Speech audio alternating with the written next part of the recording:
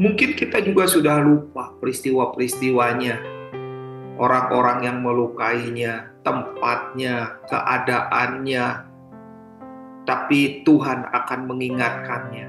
Dan pada saat itu kita serahkan kepada Tuhan, maka lihat, semua yang diserahkan kepada Tuhan, Tuhan akan mengubahnya. Tuhan akan memberikan luka baru.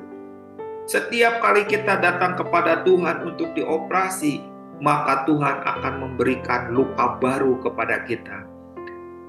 Ingat, ketika Tuhan memberikan luka baru, jangan kita bertindak yang aneh-aneh.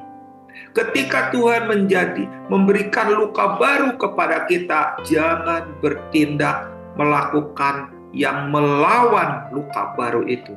Tapi izinkan Tuhan datang dengan membawa pisau operasinya. Mungkin peristiwa yang melukai kita adalah pisau yang sudah beracun dan berkarat. Tapi Tuhan tidak bawa pisau yang beracun dan berkarat. Tuhan bawa pisau operasi. Dia sedang membuka luka yang sudah kita punya dengan luka baru. Peristiwanya akan mirip. Peristiwa pernah kita dilukai akan mirip. Tapi itu tujuannya berbeda. Tuhan akan melakukan langkah operasi. Apa yang harus dilakukan ketika kita menjadi pasien Tuhan?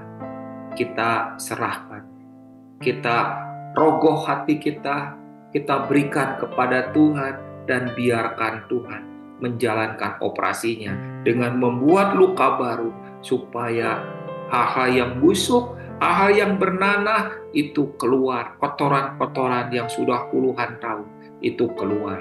Karena itu mulailah setiap kita berani mengambil keputusan di hadapan Tuhan untuk menjalani operasi hati. Demikian Tuhan melihat ada orang berkata sambil mengangkat tangan, Tuhan, aku butuh operasimu dalam luka hatiku ini. Maka Tuhan, aku izinkan kau bekerja. Dan ketika Tuhan mulai bekerja, ada peristiwa yang sama, peristiwa yang mirip. Tetapi ketahuilah, itulah luka baru yang akan mengeluarkan hal-hal yang busuk dan yang bernanah. Dengar baik-baik Bapak, Ibu, dan teman-teman. Banyak hal yang berubah ketika kita mengalami perubahan hati. Perubahan hati itu akibat Tuhan bekerja. Akibat Tuhan melakukan sebuah operasi yang mengeluarkan kotoran, nanah, dan racunnya. Operasi itu membuat kita makin sadar. Mungkin satu kali kita akan berkata seperti Yusuf ketika dia melahirkan Manasye, bahwa Tuhan telah membuat aku lupa. Apakah Tuhan telah membuat lupa peristiwa-peristiwa yang dialami oleh Yusuf? Tidak. Tuhan membuat lupa. Apa yang dialami oleh Yusuf adalah sengatnya, racunnya, bisanya.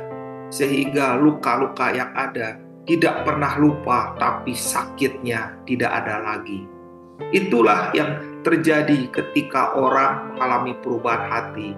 Ketika hidup seseorang mengalami perubahan hati, sepertinya ada matahari yang akan bersinar. Sepertinya ada hari yang baru yang berbeda dengan hari-hari yang sebelum-sebelumnya. Sepertinya ada suara yang begitu indah mengalir dari dalam hati kita. Kenapa? Karena perubahan hati di mana Tuhan bekerja. Dan di hati yang di mana Tuhan bekerja, hati itu menjadi hati yang baru. Dan perubahan hati itu dimulai ketika kita mengalami pemulihan dan kesembuhan di tingkat hati. Saudara, kalau rumah kita rumah yang kosong, maka akan timbul secara tidak langsung, tidak sadar, pasti ada semak-semak yang tumbuh, semak belukar yang terus meninggi.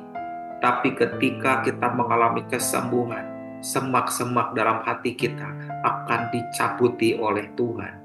Dan di daerah yang Tuhan hadir, Tuhan muncul, Tuhan menyembuhkan, daerah itu akan mengeluarkan pengurapan. Tetapi di daerah yang belum Tuhan hadir, Tuhan belum muncul, daerah itu akan penuh dengan semak belukar. Karena itu kita semua harus mengalaminya.